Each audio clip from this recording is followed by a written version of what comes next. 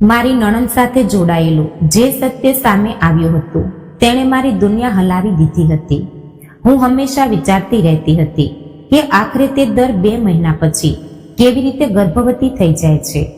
આ કોઈ સામાન્ય વાત નહોતી, પરંતુ જ્યારે પણ હું આ બાબતે વાત કરવાની કોશિશ કરતી ત્યારે મારા પતિ ખૂબ ગુસ્સે થઈ જતા હતા. તેમનું કહેવું હતું કે આપણે બીજાની સામે બદનામીનો સામનો કરવો પડી શકે છે અને આ આપણા પરિવારની ઇજ્જતનો મામલો છે. પરંતુ હું ખામોશ કેવી રીતે રહું? દર વખતે જ્યારે હું મારી નણંદને જોતી ત્યારે તેની ખાલી આંખો, વિખરાયેલા વાળ અને ડરેલો ચહેરો જોઈને મારા દિલમાં એક અજીબ ડર બેસી જતો હતો. કંઈક તો એવું હતું જેને બધા લોકો નજર અંદાજ કરી રહ્યા હતા અથવા તો જાણી જોઈને છુપાવવામાં આવી રહ્યું હતું. મને અંદરને અંદર બેચેની ખાઈ રહી હતી. હું વિચારવા મજબૂર હતી કે ક્યાંક કંઈક એવું તો નથી થઈ રહ્યું જે મારી નજરથી ઓઝલ છે. મારા દિલમાં દરેક પળે સવાલો પર સવાલો ચાલી રહ્યા હતા.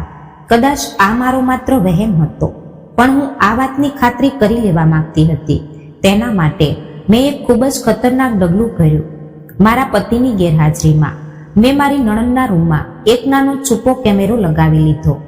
પહેલા દિવસે તો તેમાં કંઈ ખાસ જોવા ન મળ્યું અને બીજો દિવસ પણ એમ જ પસાર થઈ ગયો. મને લાગ્યું કે કદાચ હું જ ખોટું વિચારી રહી હતી. પણ ત્રીજા દિવસે મારી નજર સ્ક્રીન પર જામી ગઈ. ત્રીજા દિવસે જે કંઈ પણ મેં જોયું તેનાથી મારા શરીરમાંથી જાણે જીવ જ નીકળી ગયો હતો. મારી આંખો થીજી ગઈ, શ્વાસ ગળામાં જ અટકી ગયો અને આખું શરીર ધ્રુજવા લાગ્યું. આ હકીકત, આ ભયાનક સત્ય મેં ક્યારેય સપનામાં પણ વિચાર્યું નહોતું કે આવું પણ બની શકે છે. રૂમમાં થતી એ ચર્ચાઓ મારા મનમાં ગુંજવા લાગી. મારું મગજ શૂન્ય થઈ ગયું હતું. દિલ ડરના માર્યા જોરથી ધડકવા લાગ્યો. હું ચીસો પાડવા માંગતી હતી, રડવા માંગતી હતી, પણ મારામાં હલવાની પણ હિંમત નહોતી રહી. જેવું મેં વિડીયોનું છેલ્લું દ્રશ્ય જોયું, મારા પગ નીચેથી જમીન સરકી ગઈ. મેં જલ્દીથી કેમેરો બંધ કર્યો અને ધ્રુજતા હાથે તેને ઉપાડ્યો અને દિવાલનો સહારો લઈને ઊભી રહી. હું જાણતી હતી કે હવે અહીં એક પળ માટે પણ રોકાવું મારા માટે ખૂબ ખતરનાક હોઈ શકે છે. હું દરવાજા તરફ વધી, પણ મારા પગમાં જીવ જ નહોતો રહ્યો. એવું લાગતું હતું કે જાણે મારા આખા શરીરમાંથી કોઈએ તાકાત ખેંચી લીધી હોય. મારે જલ્દી અહીંથી નીકળવું હતું. આ ઘરમાં હવે એક પળ માટે પણ રોકાવું અશક્ય હતું. હું જાણતી હતી કે જો કોઈને ખબર પડી જશે કે મેં આ બધું જોઈ લીધું છે તો મારી સાથે કંઈ પણ થઈ શકે છે. મેં મારી બધી હિંમત ભેગી કરી, દરવાજો ખોલ્યો અને પછી ધ્રુજતા પગે ઘરની બહાર ભાગી નીકળી. મારું નામ સિમરન છે. મારી ઉંમર 22 વર્ષ છે. હું મારા પિતા સાથે એક સામાન્ય જિંદગી વિતાવી રહી હતી. મારી જિંદગી હંમેશા ખૂબ જ સાદગીથી ભરેલી રહી હતી. બસ થોડા ગણ્યાગાંઠા સપના હતા અને મારા પિતાનો અપાર પ્રેમ હતો. જ્યારે મારી મા મારી સાથે હતી ત્યારે તેમની હાજરીમાં બધું બરાબર લાગતું હતું, બધું પૂર્ણ લાગતું હતું. પણ જ્યારે તે ચાલી ગઈ ત્યારે બધું બદલાઈ ગયું. મા વિના મારા ઘરની દિવાલો સૂની લાગતી હતી. દરેક વસ્તુ ઉજ્જડ લાગતી હતી. મારા પપ્પા પણ કંઈક વધુ પડતા પરેશાન રહેવા લાગ્યા હતા. તેઓ પહેલાની જેમ મારી દરેક નિર્ણયમાં સલાહ નહોતા લેતા. બસ પોતે જ બધું નક્કી કરવા લાગ્યા હતા. તેમની ખામોશી પાછળ છુપાયેલી બેચેની હું રોજ અનુભવતી હતી. તેઓ અવારનવાર મને એકલી ઘરે છોડવામાં ગભરાતા હતા. વારંવાર એ પૂછતા રહેતા કે દરવાજો બરાબર બંધ કર્યો છે કે નહીં, અને મને સમજાવતા રહેતા કે હું કોઈ અજાણ્યા વ્યક્તિ સાથે વાત ન કરું. મને લાગતું હતું કે તેઓ મારી ચિંતા કરે છે, પણ મેં ક્યારેય તેમની પરેશાનીના અસલી કારણ પર ધ્યાન આપ્યું નહોતું. અને પછી એ દિવસ આવ્યો જ્યારે મને બધું સમજાઈ ગયું. એ રાત જેણે મારી જિંદગી હંમેશા માટે બદલી નાખી. રાત ઘણી થઈ ગઈ હતી. મારા પપ્પા હંમેશાની જેમ દુકાન પર હતા અને હું ઘરમાં એકલી હતી. આમ તો મારા માટે આ કોઈ નવી વાત નહોતી, પણ એ રાતનું વાતાવરણ જ અજીબ હતું. બહાર ગલીમાં પૂરેપૂરો સન્નાટો છવાયેલો હતો અને એક અજીબ ખામોશી દરેક વસ્તુ પર ફેલાયેલી હતી, જાણે હવામાં કોઈ છુપાયેલો ખતરો હોય. મેં કેટલી વાર બારીમાંથી બહાર જોયું, પણ અંધારામાં કંઈ દેખાતું નહોતું. પછી અચાનક મેં કંઈક સાંભળ્યું, કોઈના ડગલાનો ધીરે ધીરે વધતો અવાજ, જાણે કોઈ અમારા ઘરની આસપાસ ફરી રહ્યું હોય. મારું દિલ જોરથી ધડકવા લાગ્યું. મેં લાઇટો બંધ કરી દીધી અને દબાતા પગે દરવાજા પાસે જઈને સાંભળવા લાગી. ડગલાનો અવાજ અને અંદરો અંદર કરવામાં આવતી ગુપસુપ સાંભળવા લાગી. એવું લાગતું હતું કે 2-3 લોકો અંદરો અંદર કંઈક કહી રહ્યા છે. મેં મારા દિલને દિલાસો આપ્યો કે કદાચ આ મહોલ્લાના કોઈ વટેમાર્ગુનો અવાજ હશે. પણ પછી કંઈક એવું થયું જેણે મારા આખા શરીરમાં ધ્રુજારી પેદા કરી દીધી. દરવાજાના હેન્ડલ પર કોઈનો હાથ પડ્યો. આ જોઈને મારા શ્વાસ રોકાઈ ગયા. કોઈ ધીરે ધીરે દરવાજો ખોલવાની કોશિશ કરી રહ્યો હતો. મેં તરત જ દરવાજાની કડી મજબૂતીથી પકડી લીધી અને દબાતા પગે પાછળ હટી ગઈ.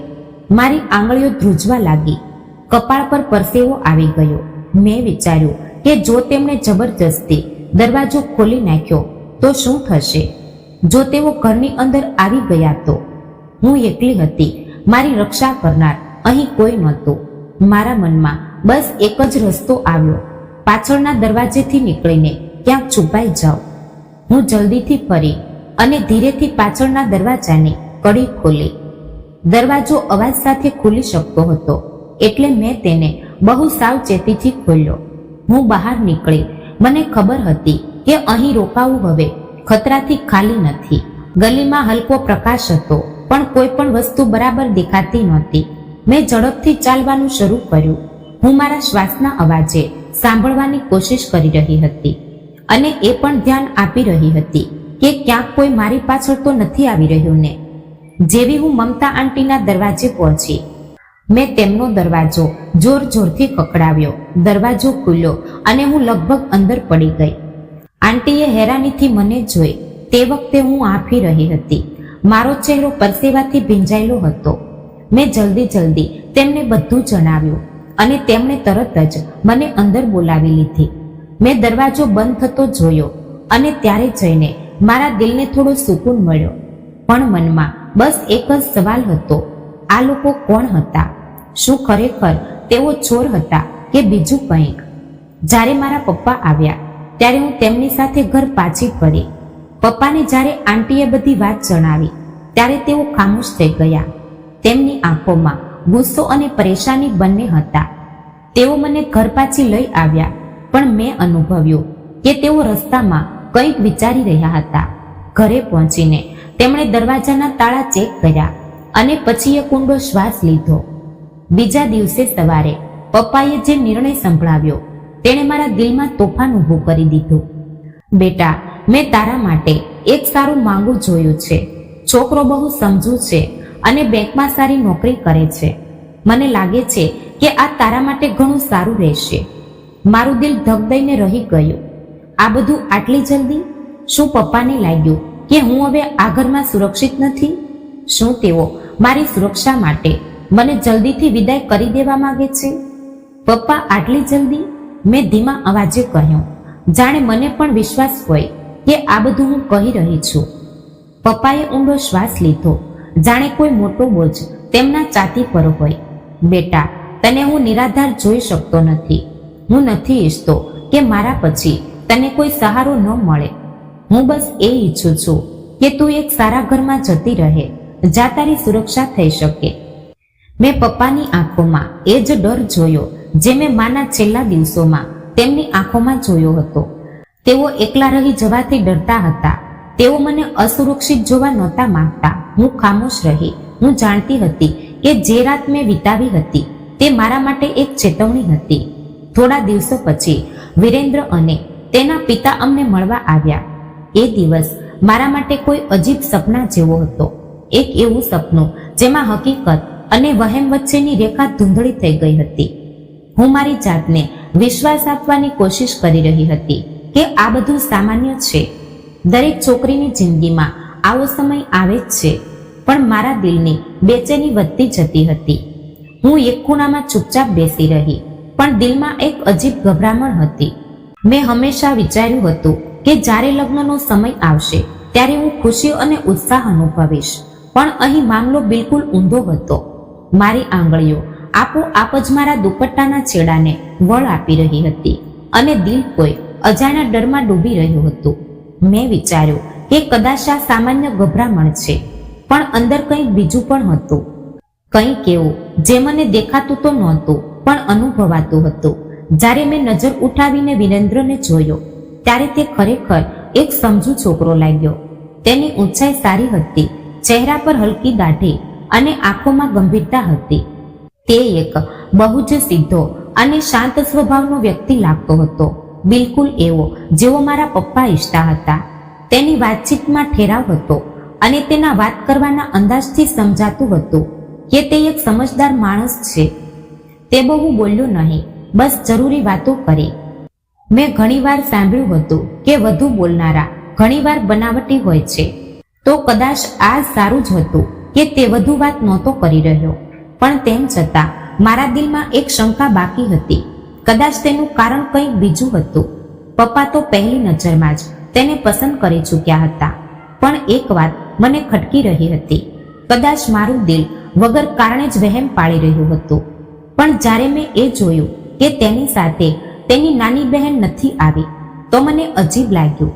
સામાન્ય રીતે સંબંધ જોવાના પ્રસંગે બહેનો તો જરૂર સાથે આવે છે, ખાસ કરીને જો તે એકની એક હોય. મેં મારી જાતને દિલાસો આપ્યો કે કદાચ કોઈ મોટું કારણ હશે. પણ જ્યારે પપ્પાએ પોતે પૂછી લીધું ત્યારે મેં વિરેન્દ્ર અને તેના પિતાના ચહેરા પર એક પળ માટે ફેલાયેલી પરેશાની અનુભવી. જ્યારે પપ્પાએ આ વિશે પૂછ્યું તો વિરેન્દ્રના પિતાએ ફફડતા અવાજે કહ્યું, તે બીમાર છે, તેની તબિયત અચાનક ખરાબ થઈ ગઈ એટલે નથી આવી શકી. મને આ સાંભળીને અજીબ લાગ્યું. કદાચ ખરેખર એવું જ હોય, પણ મારા દિલને આ વાત સરળતાથી સ્વીકારી નહીં. કંઈક તો એવું હતું જે મને ગૂંચવી રહ્યું હતું, પણ હું આ વિશે વધુ વિચારવું યોગ્ય ન સમજતી હતી. આખરે મારા પપ્પા પણ હવે નિશ્ચિત હતા અને આ બધું તેમની ખુશી માટે જ થઈ રહ્યું હતું. વિરેન્દ્રના પિતાએ કહ્યું કે તેઓ બિલકુલ સાદગીથી લગ્ન કરવા માંગે છે. તેમને કોઈ પણ પ્રકારનો દહેજ કે દેખાડો જોઈતો નથી. આ સાંભળીને પપ્પાને હેરાની થઈ. તેઓ હંમેશા ઈચ્છતા હતા કે મારા લગ્ન ધામધૂમથી થાય, પણ મનોજ અંકલે તેમને એ વાત સમજાવી કે સાદગીમાં જ અસલી સુંદરતા હોય છે.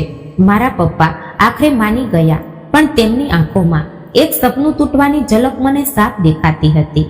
મેં વિચાર્યું કે કદાચ આ જ યોગ્ય છે. સાદગી જ અસલ ખુશી હોય છે અને લગ્નની સફળતા દેખાડામાં નહીં પણ સંબંધની મજબૂતીમાં હોય છે. થોડા અઠવાડિયામાં જ લગ્નની તૈયારી પૂરી થઈ ગઈ હતી. બધું જ બહુ જલ્દી થઈ રહ્યું હતું. એવું લાગતું હતું કે જાણે સમયને પાંખો આવી ગઈ હોય.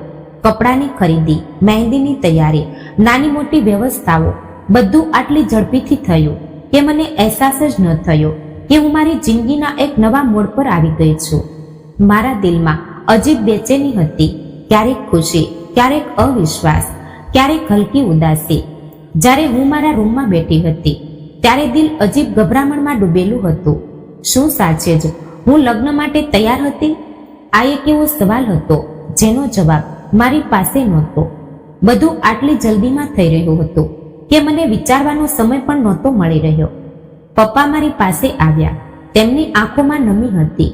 આ પહેલીવાર નહોતું જ્યારે મેં મારા પિતાને ભાવુક થતા જોયા હતા, પણ આજે તેમની આંખોમાં કંઈક બીજું હતું. એક દીકરીની વિદાયનો ડર અને કદાચ માની ખોટ. બેટા, જો તારી માં હોત તો આ દિવસ વધુ ખાસ હોત, પણ તું ચિંતા ના કરતી, હું હંમેશા તારી સાથે છું.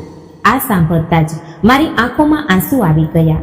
હું મારા પપ્પાને ગળે વળગી પડી અને ધ્રુસકે ધ્રુસકે રડી પડી. હું જાણતી હતી કે પપ્પા મને ખૂબ પ્રેમ કરે છે અને આ નિર્ણય પણ તેમણે મારી ભલાઈ માટે જ લીધો હતો. પણ તે વખતે મને મારી માની ખોટ ખૂબ અનુભવાઈ રહી હતી. એ રાતે હું મારા પલંગ પર સૂતી તો હતી, પણ ઊંઘ મારી આંખોથી કોસો દૂર હતી. મારા મનમાં એ રાત હજી પણ ગુંજી રહી હતી જ્યારે હું ગભરાઈને મમતા આંટીના ઘરે ભાગી ગઈ હતી અને પપ્પાએ બીજે જ દિવસે મારા માટે માગું શોધવાનો નિર્ણય લઈ લીધો હતો. શું આ ખરેખર મારી ભલાઈ માટે હતું કે પછી આ બસ ઉતાવળ કરવામાં આવી રહી હતી? વિદાય પછી જ્યારે હું વિરેન્દ્રના ફ્લેટ પર પહોંચી તો મને હેરાન થઈ.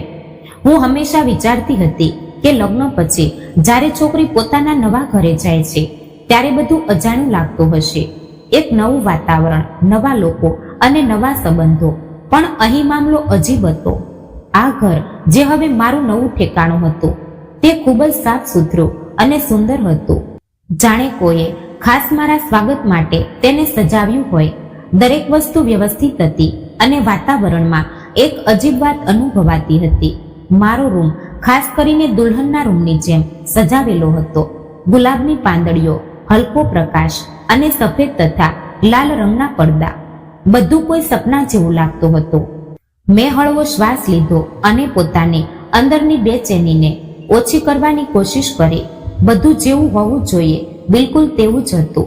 તેમ છતાં મારા દિલમાં ક્યાંક ને ક્યાંક એક અજીબ અહેસાસ હતો, જાણે કોઈ અદ્રશ્ય પડછાયો મને જોઈ રહ્યો હોય. વિરેન્દ્ર પણ ખૂબ જ નરમ મિજાજના લાગતા હતા. તે મારી સાથે નરમાશ અને પ્રેમથી વાત કરી રહ્યા હતા. તેમના લહેજામાં સભ્યતા હતી અને તેઓ એક સમજુ માણસ લાગતા હતા, જેવું કે પપ્પાએ કહ્યું હતું. મને લાગ્યું કે કદાચ હું વગર કારણે ગભરાઈ રહી હતી. કદાચ પપ્પાએ સાચે જ મારા માટે એક બહુ સારું માગું શોધ્યું હતું. પણ પછી બીજી સવારે કંઈક એવું થયું જેણે મારા આત્મા સુધી હચમચાવી દીધી. રાત્રે મને ગાઢ ઊંઘ નહોતી આવી. નવું ઘર હતું, નવું વાતાવરણ અને અજીબ બેચેની. હું વારંવાર પડખા બદલી રહી હતી અને પછી વહેલી સવારે ખબર નહીં ક્યારે મારી આંખ લાગી ગઈ. વહેલી સવારે અચાનક એક ભયાનક અવાજે મને ડરાવી દીધી. આ કોઈ સામાન્ય ડર કે દર્દની ચીસ નહોતી, પણ તેમાં એક દહેશત અને લાચારી હતી. એવું લાગ્યું જાણે કોઈ બહુ તકલીફમાં હોય, જાણે કોઈની સાથે કંઈક બહુ ખરાબ થઈ રહ્યું હોય. હું એક ઝટકા સાથે પલંગ પરથી ઊભી થઈ ગઈ. મારા હાથ પરસેવાથી ભીંજાઈ ગયા હતા. હું ઝડપથી દરવાજા તરફ દોડી. મારું દિલ ધડકી રહ્યું હતું, શ્વાસ ચડી ગયા હતા. મેં નજર ફેરવી તો જોયું કે વિરેન્દ્ર પણ જાગી ગયો હતો અને તે મારાથી પહેલા દરવાજા તરફ વધી રહ્યો હતો. તેના ચહેરા પર પરેશાનીની ઝલક સાફ દેખાતી હતી. આ અવાજ કેવું છે? મેં વિરેન્દ્રને પૂછ્યું, જાણે મારા દિલમાં કોઈ અજાણો ડર ઉઠવા લાગ્યો હોય. મેં આ પહેલા ક્યારેય આવો અવાજ સાંભળ્યો નહોતો. આ કોઈ સામાન્ય વાત નહોતી. કંઈ નથી, તું બસ અંદર રહે, હું જોઈને આવું છું. વિરેન્દ્રએ જલ્દીથી જવાબ આપ્યો, પણ તેના અવાજમાં બેચેની હતી. એવું લાગતું હતું કે જાણે તે કંઈ છુપાવવાની કોશિશ કરી રહ્યો હોય. જાણે તે નહોતો ઈચ્છતો કે હું બહાર જાઉં, પણ હું રોકાઈ શકી નહીં.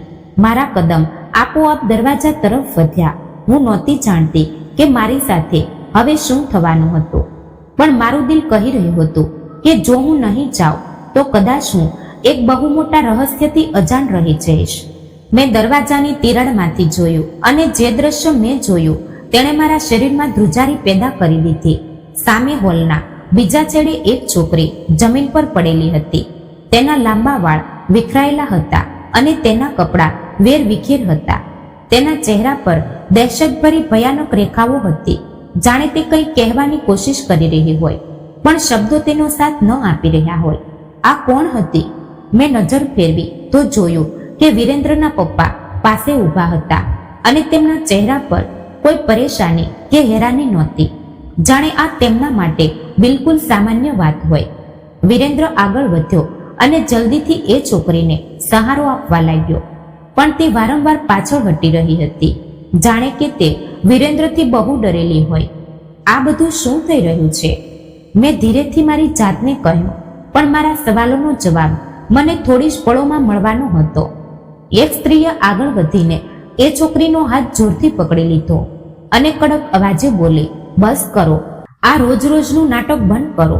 મારું દિલ તૂટવા લાગ્યું. આ છોકરી કોણ હતી અને આ બધું કેમ થઈ રહ્યું હતું? મેં વિરેન્દ્રની આંખોમાં કંઈક અજીબ જોયું, એક બેચેની, એક ગભરામણ, જાણે તે નહોતો ઈચ્છતો કે હું આ બધું જોઉં. પછી અચાનક એ છોકરીની નજર મારા પર પડી. તે મને જોઈને સ્તબ્ધ થઈ ગઈ. તેની આંખોમાં એક એવી બેચેની હતી જે મેં પહેલા ક્યારેય નહોતી જોઈ. જાણે તે કંઈ કહેવા માંગતી હોય, કંઈક જાણવા માંગતી હોય, પણ કોઈ ડર તેના શબ્દોને રોકી રહ્યો હોય. પછી તેણે કાકલુદી કરતા અવાજે એક વાક્ય કહ્યું જે મારા કાને વીજળીની જેમ અથડાયું, સિમરન, ભાગી જા, મારા આખા શરીરમાં ધ્રુજારી છૂટી ગઈ. આ કોણ હતી અને તેને મારું નામ કેવી રીતે ખબર હતું? મારું દિલ ગભરાવા લાગ્યું. મેં વિરેન્દ્ર તરફ જોયું. તેનો ચહેરો પહેલા કરતા વધુ ગંભીર થઈ ગયો હતો. જાણે તે ઈચ્છતો હતો કે હવે હું એક શબ્દ પણ ના બોલું. આ બધું શું થઈ રહ્યું હતું? મારા લગ્નને ફક્ત એક જ દિવસ થયો હતો અને હું પહેલા જ દિવસે કોઈ ભયાનક રહસ્યમાં ગૂંચવાઈ ગઈ હતી. મને સમજાતું નહોતું કે હવે હું શું કરું. મારું દિલ એક જ વાત કહી રહ્યું હતું, અહીં કંઈક બહુ ખોટું થઈ રહ્યું છે. એ છોકરી મેલી ઘેલી હતી. તેના વિખરેલા વાળ, ચહેરા પર ડરનો ઓછાયો. આ બધું શું હતું? વિચારી વિચારીને મારું મગજ ફાટી જતું હતું. આ દ્રશ્ય મારા માટે એવું હતું જેના પર હું વિશ્વાસ નહોતી કરી શકતી. મારું દિલ તેજીથી ધડકવા લાગ્યું અને હાથ ઠંડા પડી ગયા. મેં ક્યારે આવું કંઈ મારી આંખોથી જોયું જ નહોતું. એ છોકરી જમીન પર બેસીને પોતાના વાળ પકડી રહી હતી. ક્યારેક પોતાના માથાને બંને હાથે પકડી લેતી, ક્યારેક જોર જોરથી ચીસો પાડવા લાગતી. તેની આંખોમાં એક અજીબ દહેશત હતી, જાણે તે કોઈ ઊંડી યાતનામાં કેદ હોય. તે પોતાના હાથે પોતાનું માથું પીડતી હતી, ચીસો પાડતી હતી અને ફ્લોર પર લાત મુક્કા મારતી હતી. વિરેન્દ્ર આગળ વધ્યો, જાણે તે આ બધી વસ્તુનો ટેવાયેલો હોય, જાણે આ કોઈ નવી વાત ના હોય. તે નમીને તેના ખંભા પકડવાની કોશિશ કરી રહ્યો હતો અને બહુ જ નરમાશથી સમજાવી રહ્યો હતો, પણ તે વારંવાર અડતી જતી હતી અને જીદ કરતી હતી. નંદની, બસ કર, જો બધું બરાબર છે, તને કંઈ જ નહીં થાય, બસ શાંતિથી બેસ પ્લીઝ. હું મોટી મુશ્કેલીએ લથડતા કદમે તેમની તરફ વધી અને વિરેન્દ્રને જોયો, જે તેને કાબૂમાં કરવાની કોશિશ કરી રહ્યો હતો, પણ તે પોતે પણ થાકેલો લાગતો હતો, જાણે આ બધું તેની જિંદગીમાં રોજ થતું હોય. આ એ છોકરી હતી જેને વિરેન્દ્રની નાની બહેન કહેવામાં આવી હતી, નંદની. મારું મગજ જાણે શૂન્ય થઈ ગયું. આ હકીકત મારા પર આકાશની વીજળીની જેમ પડી હતી. નંદની, તે તો આવી જ નહોતી. લગ્નના દિવસે અને આજે હું તેને પહેલીવાર જોઈ રહી હતી, તે પણ આ હાલતમાં. પણ તે મને સામાન્ય છોકરી ન લાગી. તેની હરકતો બહુ જ અજીબ હતી, જાણે કે તે પાગલ હોય અથવા કોઈ બહુ જ ભયંકર ડરનો સામનો કરી રહી હોય. મને લાગ્યું જાણે તે ચીસો નહોતી પાડી રહી, પણ કોઈ સહન ન કરી શકાય તેવી મુસીબતમાં હતી. જાણે તે પોતાની અંદર જ કોઈ એવી કેદમાં હોય જ્યાંથી તે નીકળવા માંગતી હોય, પણ કોઈ દરવાજો ના હોય. વિરેન્દ્રએ ઊંડો શ્વાસ લીધો, જાણે તે થાકી ગયો હોય, અને મારી તરફ વળ્યો. આ કોણ છે અને આ હાલતમાં કેમ છે? મારા અવાજમાં શંકા હતી. મને લાગ્યું જાણે મારું આખું અસ્તિત્વ કોઈ અજાણ્યા ખતરાની ગિરફ્તારમાં આવી ગયું હોય. હું લગ્ન વિશે જે કંઈ વિચારી રહી હતી, જે સપના જોયા હતા, બધું પળભરમાં ચકનાચૂર થઈ રહ્યું હતું. આ મારી બહેન નંદની છે. તે બાળપણથી જ માનસિક રીતે બીમાર છે. વિરેન્દ્રના શબ્દો મારા મગજ પર વીજળીની જેમ પડ્યા. મેં હેરાનીથી તેની તરફ જોયું અને પછી એ છોકરી તરફ, જે હજી પણ જમીન પર બેસી પોતાની સાથે લડી રહી હતી. માના અવસાન પછી તેની હાલત વધુ બગડી ગઈ. પપ્પા અને મેં તેને સંભાળવાની પૂરી કોશિશ કરી, પણ આ અમારા માટે સરળ નહોતું. વિરેન્દ્રના અવાજમાં થાક હતો, જાણે તે આ બધું કહીને પોતાની જાતને પણ સમજાવવાની કોશિશ કરી રહ્યો હોય. જો અમે કોઈ પણ છોકરીના ઘરનાને આ બધું જણાવ્યું હોત તો કદાચ કોઈ પણ પોતાની દીકરીના લગ્ન અમારા ઘરમાં ના કરત.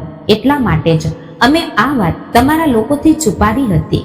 પણ હું જાણતો હતો કે તું સમજદાર છે, તું આ સત્યને સ્વીકારી લઈશ. મારી ટાંગો ધ્રુજવા લાગી. મને લાગ્યું જાણે મારા પગ નીચેથી જમીન સરકી રહી છે. તે આ વાત છુપાવી? મારો અવાજ ધ્રુજી રહ્યો હતો. હું સદમામાં આવી ગઈ હતી. તો પછી આની સારવાર? અમે આની ઘણી સારવાર કરાવી, પણ કોઈ ફાયદો થયો નથી.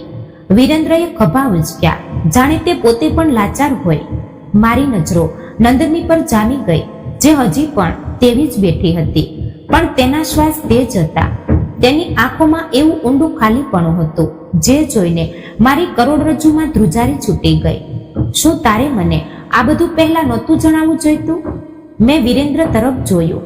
હું જાણતો હતો કે જો હું આ જણાવી દેત તો તું કે તારા પપ્પા આ સંબંધ ક્યારેય ના કરત. વિરેન્દ્રએ સાફ શબ્દોમાં કહ્યું. એનો મતલબ તે મને ધોકો આપ્યો. વિરેન્દ્ર ખામોશ થઈ ગયો. તેના ચહેરા પર કોઈ પસ્તાવો નહોતો, બસ એક લાચારી હતી. જાણે તે પોતાની મજબૂરી જણાવી ચૂક્યો હતો અને હવે તેની આગળ કંઈ પણ કહેવાની જરૂર નહોતો સમજતો.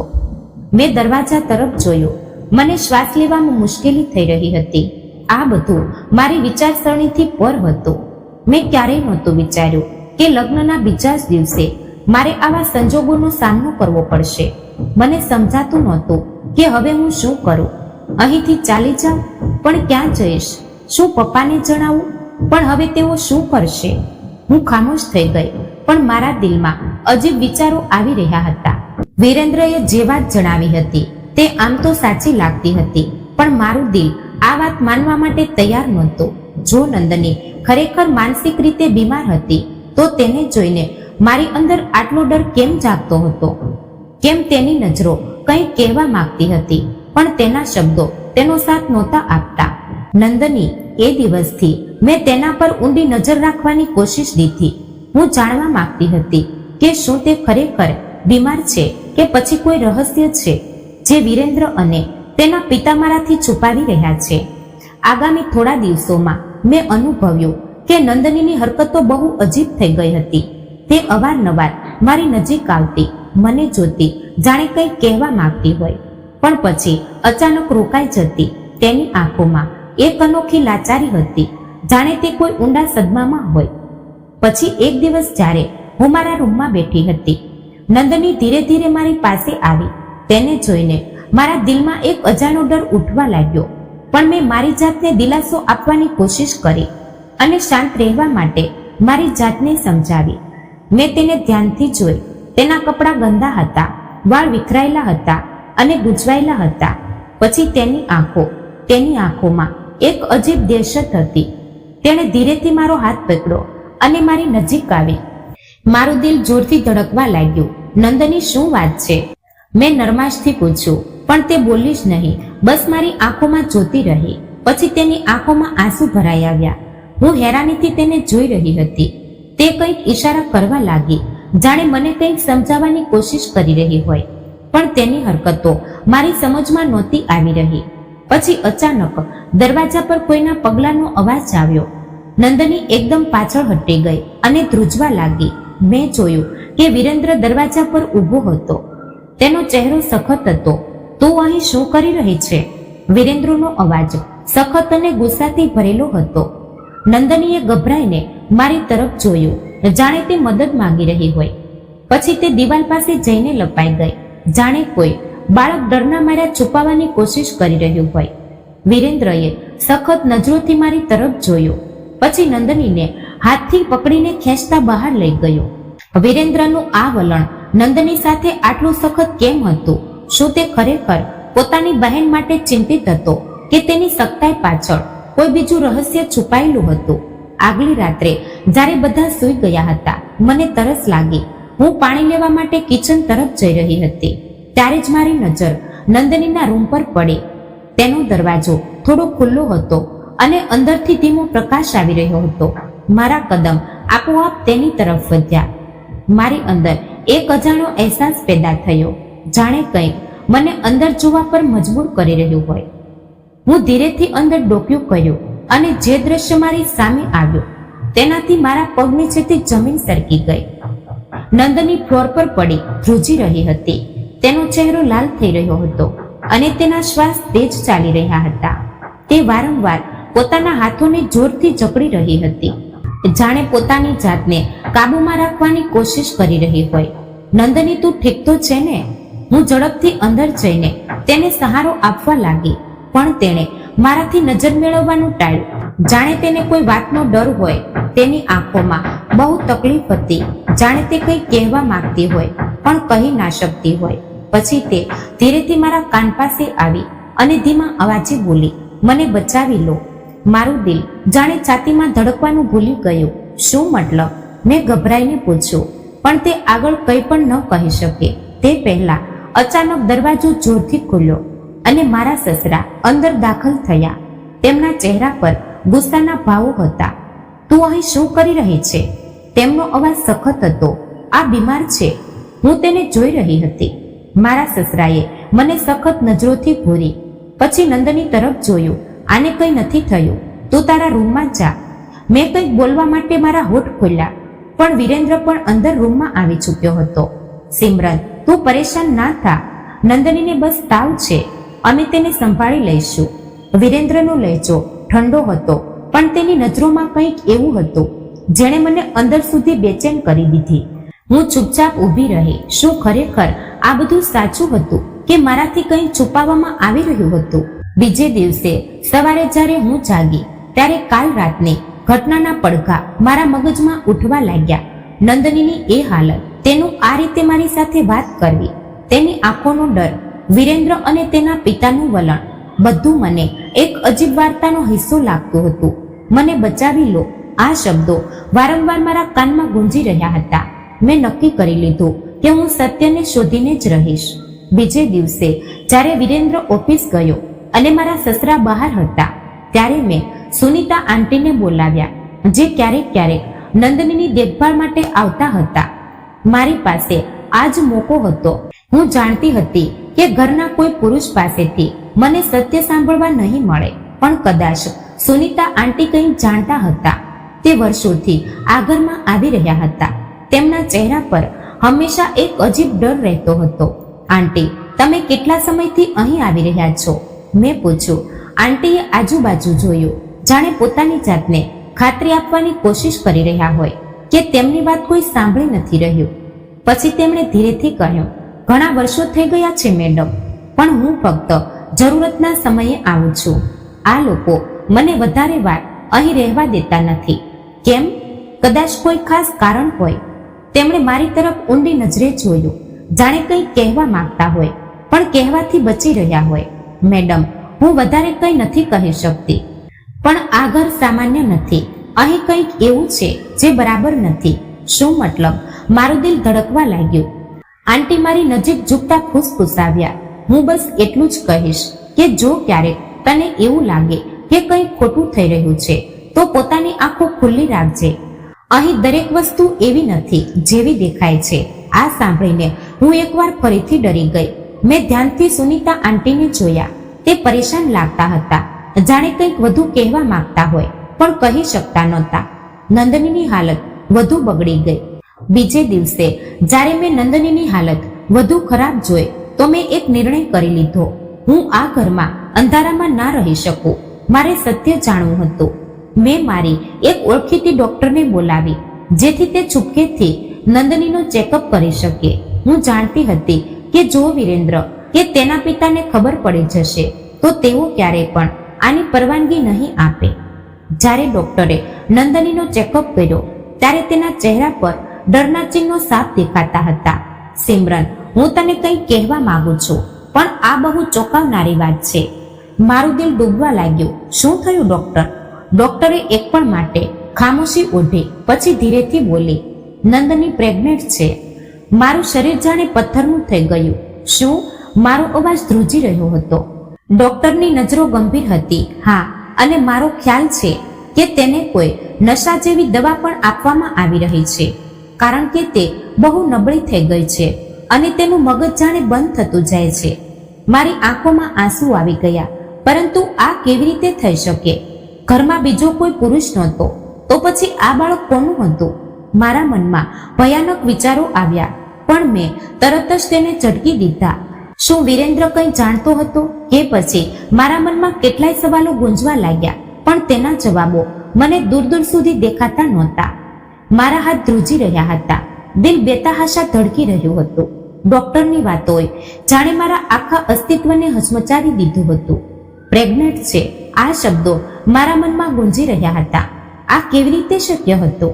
નંદની ઘરની બહાર જતી નહોતી, તે કોઈને મળતી નહોતી, તો પછી આખરે આ બધું કેવી રીતે? મને લાગ્યું જાણે મારું મગજ ફાટી જશે. સિમરન, તું ઠીક છે? ડોક્ટરે મારા ખભા પર હાથ રાખ્યો. હું જાણે કોઈ ઊંઘમાંથી જાગી. આ કેવી રીતે થઈ શકે?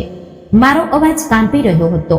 ડોક્ટરે મારી આંખોમાં જોયું, જાણે કંઈક વિચારી રહી હોય. પછી તે ધીરેથી બોલી, મારા ખ્યાલમાં નંદની સાથે કંઈક બહુ ખરાબ થયું છે, કારણ કે તે પોતાના હોશ હવાસમાં નથી.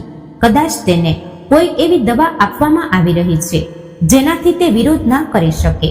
આ સાંભળીને હું ગભરાઈ ગઈ અને ડોક્ટરને પૂછ્યું. ડોક્ટરે ઊંડો શ્વાસ લીધો અને બોલી, કેટલાક એવા લોકો એવી દવાઓ આપે છે જેના કારણે માણસ લાચાર થઈ જાય છે. તે પોતાની વિચારવાની અને સમજવાની શક્તિ ગુમાવી દે છે.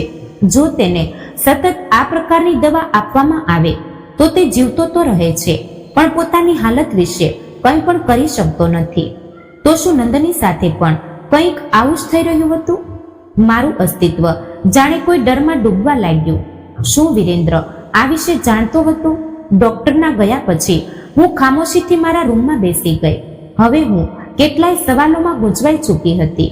શું વિરેન્દ્રને આ વિશે બધું ખબર હતી? જો નંદની બીમાર છે તો પછી તે પ્રેગ્નેન્ટ કેવી રીતે હોઈ શકે? જો આ વાત વિરેન્દ્રને નથી ખબર તો શું તેના પિતાને ખબર છે? જો બંને જ આ જાણતા હોય તો પછી તેઓ આ હકીકત કેમ છુપાવી રહ્યા છે? મને લાગ્યું જો સત્ય શોધ્યું નહીં તો હું પોતે પણ કોઈ જાળમાં ફસાઈ જઈશ. મેં નક્કી કરી લીધું હતું કે કોઈ પણ ભોગે આ રહસ્ય પરથી પડદો ઉઠાવીને જ રહીશ. આ ઘર કંઈક મોટું છુપાવી રહ્યું હતું અને હું અજાણતા જ સહી પણ હવે આ ઘરનો હિસ્સો બની ચૂકી હતી. મને આ ઘર વિશે બધું બહુ અજીબ લાગતું હતું. મારું દિલ કહી રહ્યું હતું કે કંઈક ને કંઈક જરૂર છુપાવવામાં આવી રહ્યું છે. નંદનીની હાલત, તેની આંખોમાં વસેલી દહેશત અને સૌથી વધુ તેનું બાળક, આ બધું કોઈ ભયાનક અકસ્માત તરફ ઈશારો કરી રહ્યા હતા. પણ હું અત્યાર સુધી તેને સમજવામાં નિષ્ફળ હતી. હું જાણવા માંગતી હતી કે રાત્રે અહીં શું થાય છે. વિરેન્દ્ર અને તેના પિતા હંમેશા કહે છે કે નંદનીને કોઈ માનસિક બીમારી છે, પણ જે કંઈ પણ મેં જોયું હતું તે આ વાર્તા સાથે મેળ નહોતું ખાતું. ત્રીજી રાત્રે જે થયું તેણે મારી દુનિયા હલાવી દીધી. રાતના સન્નાટામાં જ્યારે આખું ઘર સૂતું હતું, નંદનીના રૂમનો દરવાજો ધીરેથી ખુલ્યો. મેં કેમેરાને સ્ક્રીન પર નજર ટકાવી રાખી. મારા શ્વાસ ચઢી ગયા હતા. દિલ પ્રાર્થના કરી રહ્યું હતું કે મારી બધી શંકા ખોટી સાબિત થાય. પણ જે હું જોવા જઈ રહી હતી તે મારી જિંદગીની સૌથી ભયાનક ક્ષણ બનવાની હતી. મારા સસરા અંદર આવ્યા. મારું દિલ એક પળ માટે ધડકવાનું ભૂલી ગયું. તેણે દરવાજો ધીરેથી બંધ કર્યો અને આગળ વધ્યા. નંદની ખામોશીથી બેઠી હતી, જાણે તેને કંઈ સમજમાં ના આવતું હોય. તેની આંખો સૂની હતી. તેનું શરીર બેજાન પૂતળા જેવું હતું, જાણે તે જીવતી હોવા છતાં મરી ચૂકી હોય. પછી જે થયું તે હું વર્ણવી નથી શકતી. હું ડરથી ધ્રુજવા લાગી. મારી આંખો સામે જે દ્રશ્ય હતું તેણે મારી અંદરની બધી હિંમત છીનવી લીધી. મેં ધ્રુજતા હાથે લેપટોપ બંધ કરી દીધું, પણ મારા આંસુ રોકાતા નહોતા. આ બધું મારા પોતાના સસરાએ કર્યું હતું. બીજા દિવસે સવારે મેં જલ્દીથી વિરેન્દ્રને બોલાવ્યો. મેં નક્કી કરી લીધું હતું કે હું તેને બધું જણાવી દઈશ. હું મારી જાતને કાબૂમાં રાખવાની કોશિશ કરી રહી હતી, પણ મારી અંદર તોફાન ઉઠી રહ્યું હતું. વિરેન્દ્ર, હું તારી સાથે એક જરૂરી વાત કરવા માંગુ છું. મારો અવાજ ગંભીર હતો. વિરેન્દ્રએ મોબાઈલ જોતા જોતા બેદરકારીથી કહ્યું, હા બોલ, નંદની પ્રેગ્નેન્ટ છે. આ સાંભળતા જ વિરેન્દ્રનો રંગ બદલાઈ ગયો. તેના હાથ ધ્રુજી ગયા અને આંખોમાં એક અજીબ બેચેની ઉભરી આવી. શું કહી રહી છે તું? તને આ કોણે જણાવ્યું? મેં ડોક્ટરને બોલાવી હતી. આ કેવી રીતે શક્ય છે? મેં તેની આંખોમાં જોતા પૂછ્યું. વિરેન્દ્ર ખામોશ રહ્યો. તેની ખામોશી મારી શંકાને વધુ હવા આપી રહી હતી. વિરેન્દ્ર, તને ખબર છે ને? મેં સખત લહેજામાં કહ્યું. વિરેન્દ્રએ મને સખત નજરોથી જોઈ અને ધીરેથી બોલ્યો, આ તારો મામલો નથી સિમરન, તું આમાં ના પડ. આ મારો મામલો નથી. હું ચીસ પાડી ઉઠી. તે મારી નણંદ છે. મેં મારી આંખોથી બધું જોયું છે. હું જાણું છું કે તારા બાપે શું કર્યું. આ સાંભળતા જ વિરેન્દ્રનો ચહેરો ભયાનક થઈ ગયો. તેની આંખોમાં એ જ પડછાયો ઉભરી આવ્યો જે મને હંમેશા પરેશાન કરતો હતો. તે શું જોયું? તેણે ધીરેથી પૂછ્યું, પણ તેના લહેજામાં ખતરાનો ગુંજરાવ હતો. બધું જોયું અને હું ખામોશ નહીં રહું. પછી ધીરેથી હસ્યો. સિમરન, તું બહુ માસૂમ છે. તને શું લાગે છે કે તું બોલીશ અને લોકો તારી વાત માની લેશે? હું પોલીસને બોલાવીશ. વિરેન્દ્ર આગળ વધ્યો અને મારો હાથ જોરથી પકડી લીધો. પોલીસ? અચ્છા, તને ખબર છે ને કે આ ઘરમાં જે પણ પોતાની જીભ ખોલે છે તે પછી ક્યારેય પાછો આવતો નથી. મારું દિલ હચમચી ગયું. વિરેન્દ્રની આંખોમાં ક્રૂરતા હતી. તને લાગે છે કે તું ભાગી જઈશ? તેણે ઠંડા અવાજે કહ્યું. આ બધું તારી સાથે પણ થઈ શકે છે સિમરન. જો તે જીભ બંધ ના રાખી તો તું પણ નંદનીની જેમ જ એક પુતુળ બની જઈશ. હવે મારી પાસે વધારે સમય નહોતો. મારે કંઈક કરવું હતું. હું જાણતી હતી કે વિરેન્દ્ર અને તેના બાપને ખબર પડી ગઈ છે કે મેં સત્ય જોઈ લીધું છે. હવે તેઓ મને પણ ખામોશ કરવાની કોશિશ કરશે. આગલી રાત્રે જ્યારે વિરેન્દ્ર અને તેના પિતા બહાર ગયા, મેં જલ્દીથી મારું લેપટોપ લીધું, નંદનીને સંભાળી અને કંઈક જરૂરી સામાન લઈને ઘરની બહાર નીકળી. મારા શ્વાસ ચઢી ગયા હતા. દિલ જોરથી ધડકી રહ્યું હતું. ડર મારી નસે નસમાં દોડી રહ્યો હતો, પણ હું રોકાઈ શકતી નહોતી. હવે સમય બહુ ઓછો હતો અને ખતરો બહુ વધારે. જો તેમણે મને જોઈ લીધી તો? આ વિચારે જ મારું દિલ દહેલાવી દીધું, પણ હું મારા કદમ રોકી નહોતી શકતી. ગલી અંધારામાં ડૂબેલી હતી. મેં મારી શાલને મજબૂતીથી લપેટી લીધી, નંદનીનો નબળો હાથ પકડી લીધો અને તેજ કદમે ચાલવા લાગી. નંદની બિલકુલ શક્તિહીન હતી, જાણે તેની અંદરનો આત્મા ખતમ થઈ ગયો હોય. તે બહુ મુશ્કેલીથી મારી સાથે કદમ મિલાવી રહી હતી, પણ મેં તેને સહારો આપ્યો. બસ થોડું વધારે નંદની, આપણે સુરક્ષિત જગ્યાએ પહોંચવા જ આવ્યા છીએ. મેં ધીરેથી ભગવાનને પ્રાર્થના કરી. હું નંદનીને લઈને સીધી મારા પિતાના ઘરે પહોંચી. પપ્પા રાતના આ સમયે મને દરવાજા પર ઊભેલી જોઈને હેરાન થઈ ગયા. હું કંઈ પણ બોલ્યા વગર દરવાજો ઓળંગી ગઈ અને નંદનીને સોફા પર બેસાડી. સિમરન, આ બધું શું થઈ રહ્યું છે? પપ્પાના અવાજમાં પરેશાની હતી. પપ્પા, મને તમારા પર ભરોસો છે અને હું હવે જે કંઈ કહેવા જઈ રહી છું, કદાચ તમને તેના પર વિશ્વાસ ન આવે, પણ હું સાચું બોલી રહી છું. પછી મેં બધું વર્ણવી દીધું. નંદનીની હાલત, તેનું બાળક, મારા સસરાની દરિંદગી અને છુપા કેમેરામાં કેદ થયેલું ભયાનક સત્ય. આ બધું સાંભળીને પપ્પા દંગ રહી ગયા. આ કેવી રીતે થઈ શકે? તેમનો અવાજ ધ્રુજી રહ્યો હતો. પપ્પા, મેં મારી આંખોથી બધું જોયું છે. આપણે પોલીસને જાણ કરવી પડશે. પપ્પાએ ધ્રુજતા હાથે ફોન ઉપાડ્યો અને પોલીસને બોલાવી લીધી. પોલીસ જલ્દી જ અમારા ઘરે પહોંચી ગઈ. મેં છુપા કેમેરાનું રેકોર્ડિંગ તેમને આપી દીધું. તેમણે દરેક વસ્તુ ધ્યાનથી સાંભળી, પણ પછી જે સત્ય સામે આવ્યું તે અને પણ બધું ભયાનક હતું. આ પહેલી વાર નહોતું જ્યારે તે લોકોએ કોઈ છોકરીને આ રીતે પોતાનો શિકાર બનાવી હોય. દર 2-3 વર્ષ પછી તેઓ કોઈ નવી જગ્યાએ જઈને એક નવી છોકરીને પોતાની જાળમાં ફસાવતા, તેની સાથે લગ્ન કરતા અને પછી એ જ જુલ્મ કરતા જે નંદની પર થયો હતો. આ સાંભળીને મારા હોશ ઉડી ગયા. શું આ સાચું છે? હા, પોલીસ ઇન્સ્પેક્ટરે કહ્યું. જ્યારે અમે નંદનીના દસ્તાવેજો જોયા તો અમને ખબર પડી કે તે વિરેન્દ્રની બહેન નહીં, પણ તેની અગાઉની પત્ની હતી. પરંતુ તે પાગલ કેમ છે? મેં આત્મવિશ્વાસથી પૂછ્યું. ઇન્સ્પેક્ટરે ઊંડો શ્વાસ લીધો, પછી ધીરેથી કહ્યું, કારણ કે વિરેન્દ્ર અને તેના બાપે તેને નશાના કેટલાક ઇન્જેક્શનો આપ્યા હતા, જેથી તે આ સત્ય કોઈને પણ ના જણાવી શકે. મારી આંખોમાં આંસુ આવી ગયા. આ લોકો નરાધમ છે, ઇન્સ્પેક્ટરે કહ્યું. અમારે હવે આ મામલાની ઊંડી તપાસ કરવી પડશે. પરંતુ અમને લાગે છે કે આ બંને પહેલા પણ આ બધું કરી ચૂક્યા છે. પોલીસે વિરેન્દ્ર અને તેના પિતાની ધરપકડ કરી લીધી. જ્યારે વિરેન્દ્રની ધરપકડ કરવામાં આવી ત્યારે બધું સાફ સાફ કહી દીધું. હા, મેં આ બધું કર્યું છે અને હું આ ફરીથી પણ કરી શકત. વિરેન્દ્રએ સંકોચ વગર કહ્યું. તે કેટલી બીજી સ્ત્રીઓ સાથે આવું કર્યું? ઇન્સ્પેક્ટરે સવાલ કર્યો. વિરેન્દ્ર હસી પડ્યો. દર વખતે મેં આ જ રમત રમી. હું ખુશ હતો કે અમે તને વચ્ચે લીધી, પણ તું બહુ ચાલાક નીકળી સિમરન. આ સાંભળીને મારા શરીરમાં ધ્રુજારી છૂટી ગઈ. જેમ જેમ પોલીસની તપાસ આગળ વધી, જે સત્ય સામે આવ્યું તે મારી કલ્પના કરતા પણ વધુ ભયાનક હતું. આ ફક્ત નંદની પર થનારો જુલમ નહોતો, પણ એક એવો ગુનો હતો જે વર્ષોથી ચાલતો હતો. આ બંને બાપ દીકરાનો ધંધો હતો. આ લોકો નિરાધાર છોકરીઓને પોતાની જાળમાં ફસાવતા, તેમને ગર્ભવતી કરતા અને તેમના બાળકોને વિદેશમાં નિસંતાન દંપતીઓને વેચી દેતા હતા.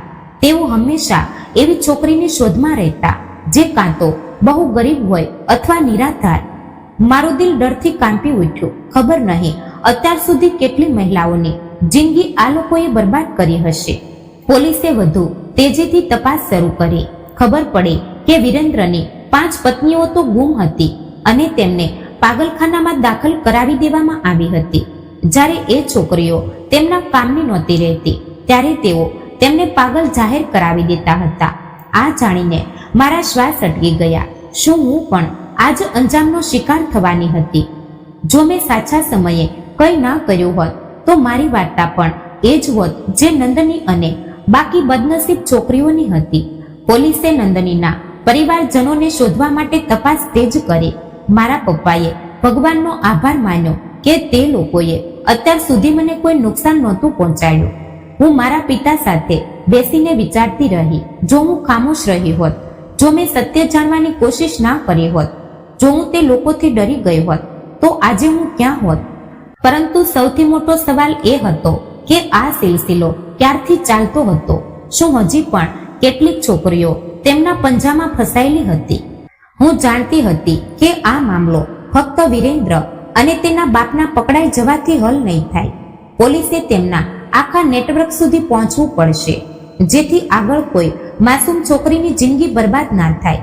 મેં નક્કી કરી લીધું કે હું આ જાલિમો સામે મારો અવાજ ઉઠાવીશ. હું એ નિરાધાર છોકરીઓ માટે કંઈ કરીશ જે કોઈને કોઈ વિરેન્દ્ર જેવા નરાધમના જાળમાં ફસાયેલી હોય. આ મારો બદલો હતો, ફક્ત મારા માટે નહીં પણ એ તમામ છોકરીઓ માટે જેમનો અવાજ ક્યારે કોઈએ સાંભળ્યો નથી. કેટલાક અઠવાડિયા સુધી પોલીસની તપાસ ચાલી. કેસ અદાલતમાં ગયો. વિરેન્દ્ર અને તેના બાપને આજીવન કેદની સજા થઈ. નંદનીને હોસ્પિટલ લઈ જવામાં આવી જ્યાં તેની સારવાર થઈ. થોડા મહિનાઓ પછી તેની હાલત સુધરવા લાગી.